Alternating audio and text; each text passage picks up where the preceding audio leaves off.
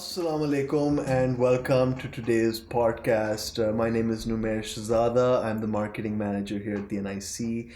And today we have with us Arsalan, who is the founder of Trash B. Welcome, Arsalan. How are you today? शुक्र है। आप सुनाए ठीक है। बिल्कुल ठीक ठाक, बहुत शुक्रिया। अरसलान, तो आप अपने बारे में थोड़ा बताएं, अपने स्टार्टअप के बारे में थोड़ा बताएं हमें। वेल, मैं स्टार्टअप इस ट्रैश भी और हम वेस्ट मैनेजमेंट के ऊपर काम कर रहे हैं। जो पाकिस्तान का वेस्ट क्राइसिस है, पूरी दुनिया का वेस्ट क्राइसिस है, उसको ठीक करने की कोशिश में लगे हैं बेसिकली। आप देख लें कि पूरी दुनिया में या पाकिस्तान की अगर मिसाल देख लें, पाकिस्तान इस पर 48 million ton year waste generate करता है और उसकी कलेक्शन भी इतनी कोई खास नहीं हो रही है। 60% कलेक्शन होती है, वो भी जाके लैंडफिल में ओशंस में चले जाते हैं। पाकिस्तान के वेस्ट को अगर हम अभी स्टैकअप करें ना, तो तकरीबन 16 K2s बनाते हैं। तो ये बहुत बड़ी एक प्रॉब्लम है, जिसको अगर हमने कैटर ना किया तो आगे बहुत मसला क्रिएट कर सकती है। और यही वजह है कि जो क्लाइमेट चेंज ये सारे मसले आ रहे हैं, वो इसी वजह से हैं। इट्स अ बिग नंबर, बहुत बड़ा ये नंबर आपने बताया लेकिन अरसलान। 16 K2 कोई आम बात नहीं है कि आम बात नहीं सेकंड है। हाईएस्ट माउंटेन है इन द वर्ल्ड। और ये ट्रैश किधर जाता है, ये सारा ट्रैश? अगर पाकिस्तान के हिसाब से देखें तो ये तो बेसिकली तो पूरी दुनिया में यही होता है मोस्टली। अभी तो एनर्जी कंजप्शन और ये सारी चीज़ें आ गई हैं, लेकिन अभी तक जो ये हो रहा है कि लोग लैंडफिल में चला जाता है, ओशंस में जाता है। ओशंस में इस वक्त जो ट्रैश से पैचेस बन गए हैं, जिसे गार्बेज पैच कहते हैं। और उसमें जो सब 5 पैचेस हैं, उसमें जो सबसे बड़ा है वो पैसिफिक पैच है, आई थिंक उसका नाम है। और वो तकरीबन फ्रांस का 3 गुना।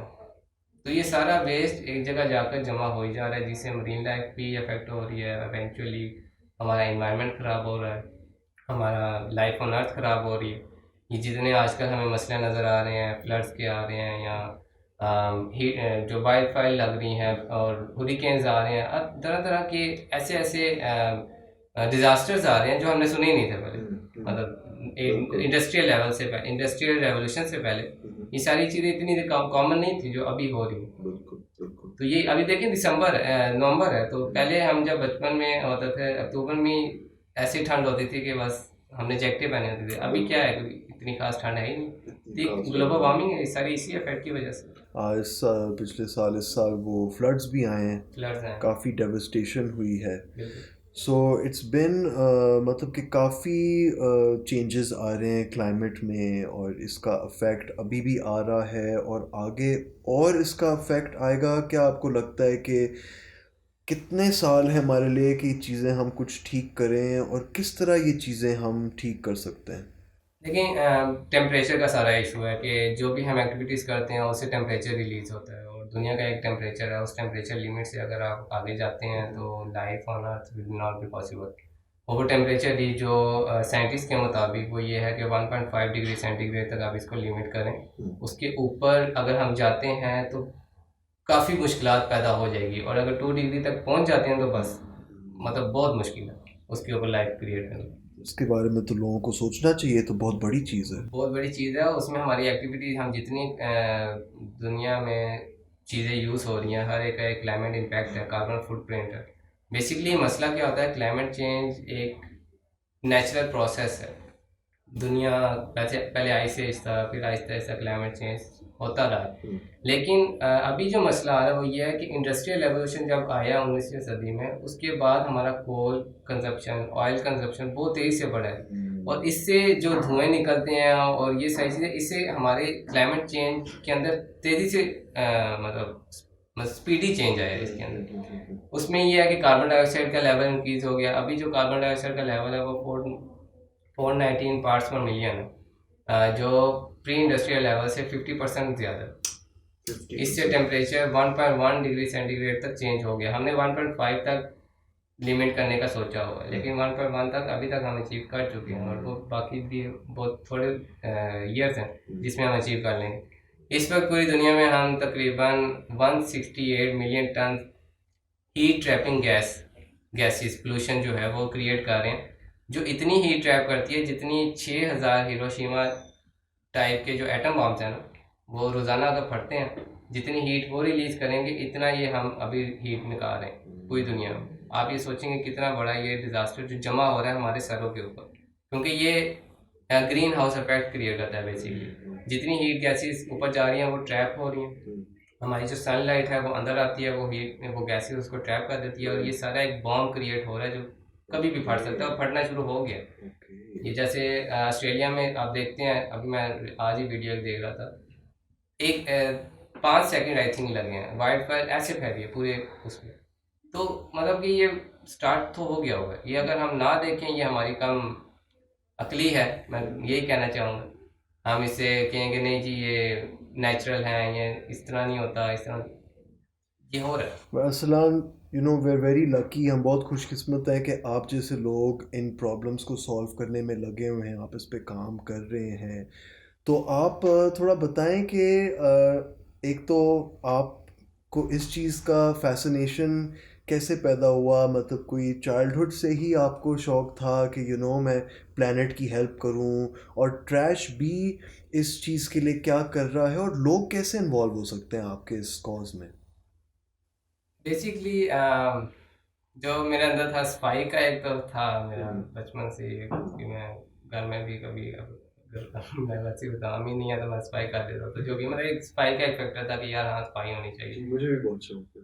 हाँ, तो एक दिली अंदर से ना इत्मीनान आता था बचपन से ही, तो ये तो चीज़ थी। लेकिन जब यूनिवर्सिटी में क्लाइमेट चेंज के ऊपर अवेयरनेस क्रिएट हुई कि यार ये चीज़ हो रही है एक्चुअल में, और मैं जब आसपास देखना शुरू किया एक्चुअल में कि हम अपने घरों को तो ऐसे टिप टॉप रखा होता है, साफ सुथरा रखा होता है, कोई रैपर बाहर नहीं फेंकते, हम डस्टबिन में फेंक देंगे।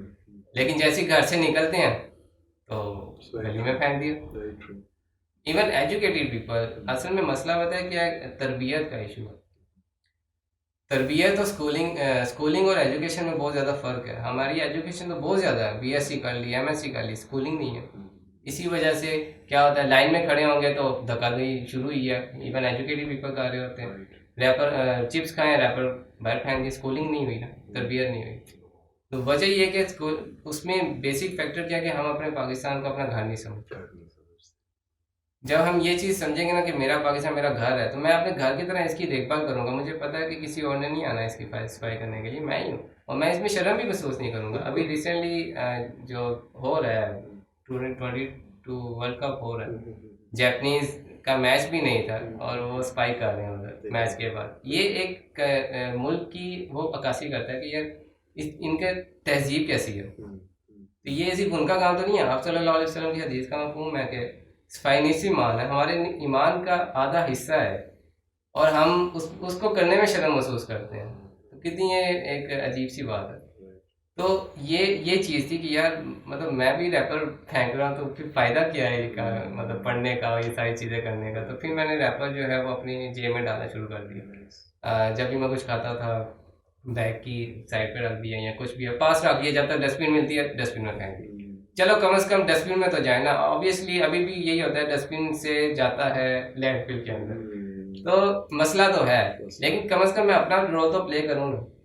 तो ये चीज़ थी जो जिसने अर्ज किया कि यार नहीं ये चीज़ पे करना चाहिए कुछ। और यही लोग समझते हैं मेरे ख्याल से कि यार मैं छोटा सा ये करूँगा तो इससे कितना ही फ़र्क पड़ जाएगा, लेकिन I don't think people realise that every small effort, जितनी भी आप छोटी चीज़ कर सकते हो उसका फ़र्क पड़ता है। क्यों अरसलान? और ट्रैश भी इस सिलसिले में क्या कर रहा है, और लोगों को कुछ एडवाइस दें कि वो अपने दिन में ऐसी क्या चीज़ें कर सकते हैं जो थोड़ा सा small contribution to the overall problem. लेकिन जो आपने वो बात की ना कि बंदा ये सोचता है कि मेरे एक बोतल फेंकने से क्या हो जाना, तो वो ये ऐसी बात है कि 8 बिलियन लोग हैं अभी हो गए हैं पूरी दुनिया में, बस ये सोचे कि मेरी एक बोतल फेंकने से क्या होना, तो 8 बिलियन प्लास्टिक की बोतलें हमें मिलेगी। तो ये इधर से ही देख लें कि हर बंदा अगर ये सोचने लग जाए कि नहीं यार मैंने अपनी जिम्मेदारी पूरी करनी है, हर बंदा अपनी जिम्मेदारी पूरी करेगा तो ग्लोबल इम्पैक्ट क्रिएट होगा, इसी तरह चेंज आता है। ट्रैश भी बेसिकली यही कर रहा है कि सर्विसेज तो हम प्रोवाइड कर रहे हैं डिफरेंट सेक्टर्स को, प्लस हम इस अवेयरनेस पे भी काम कर रहे हैं कि लोग खुद इसकी रिस्पॉन्सिबिलिटी लें कि मतलब ये वेस्ट मैंने क्रिएट किया है तो मैं ही इसका जिम्मेदार हूँ, मैंने ही इसको आगे डस्टबिन में फेंकूँ, जिधर भी फेंकूँ। सिस्टम नहीं है वो एक अलग बात है, कहीं ना कहीं डस्टबिन तो होगी ना, उसको मैं उधर फेंक दूँ। सो ट्रैश भी क्या सर्विसेज प्रोवाइड करता है, आप मुझे बताएं थोड़ा। अच्छा, इसमें हमारी डिफरेंट सर्विसेज हैं हर सेक्टर के लिए। मतलब ओके। अगर आप हाउसिंग सोसाइटीज़ में चले जाएँ तो हम उनको कलेक्शन और डिस्पोज़ल सर्विसेज देते हैं। ओके। अभी बेसिकली ये होता है कि जितनी हाउसिंग सोसाइटीज़ का वेस्ट कलेक्ट होता है, ऑब्वियसली हाउसिंग सोसाइटी है तो बहुत साफ़-सुथरी होती है, लेकिन उसका बैकएंड पे क्या हो रहा होता है, जितना आपका वेस्ट कलेक्ट होता है वो पिंडी के अंदर एक लोसर जगह है, अच्छा। लैंडफ़िल है, वहाँ पे जाकर डंप कर दिया जाता है। तो वो उधर ही है, वो बस उधर से जो है ना वो ओके। जो गैसेज़ क्रिएट हो रही हैं, जो भी हो रहा है वो सब उधर ही सब हो रहा है। तो ये अभी हो रहा है। तो वो यही बात है कि अभी हमारी एक हाउसिंग सोसाइटी वालों से मीटिंग भी हुई, तो उनको हमने बताया कि ये सारी चीज़ें हैं। हम्म। हम आपका सिस्टम लगाएँगे।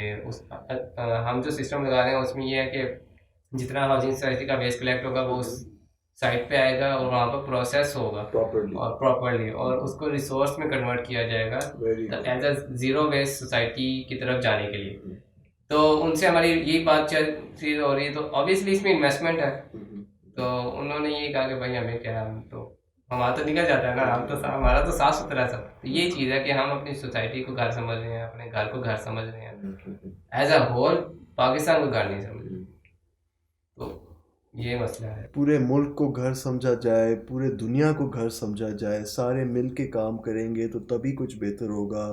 सो टू आवर ऑडियंस टुडे, आप इनको बताएं कि ये आपसे कैसे कांटेक्ट कर सकते हैं। ट्रैश बी ऐसा ऑर्गेनाइजेशन है जो ट्रैश कलेक्शन करता है फ्रॉम बिजनेसेस, वेदर वो एक रेस्टोरेंट हो या हाउसिंग सोसाइटी हो, और फिर वो उसकी प्रॉपरली डिस्पोज ऑफ करने में वो करते हैं उसका बिल्कुल। काम। तो कैसे लोग आपके बारे में और जान सकते हैं और आपसे कैसे कांटेक्ट कर सकते हैं? हमारा लिंक्डइन पे भी है, ओके। फेसबुक पे भी ट्रैश बी, trashbee.com वेबसाइट है ट्रैश बी हमारी, डॉट आप हमें कॉम कांटेक्ट कर सकते हैं। बिल्कुल ठीक। और अभी हमें मतलब जैसे कांटेक्ट कर रहे हैं लोग, उनका वेस्ट हम हैंडल कर रहे हैं, इस तरह मतलब रीच आउट कर सकते हैं हमें। हम क्लीनिंग कैंपेन्स भी स्टार्ट की हुई है, ठीक तो है। जो भी अगर हमें क्लीन अप कैंपेन में भी पार्टिसिपेट कर बिल्कुल सकते हैं एज अ वॉलंटियर। बिल्कुल। Wonderful, wonderful. Arsalan, thank you so much for being on the show today. Very nice to host you. Thank you so thank you much. So much. Take care.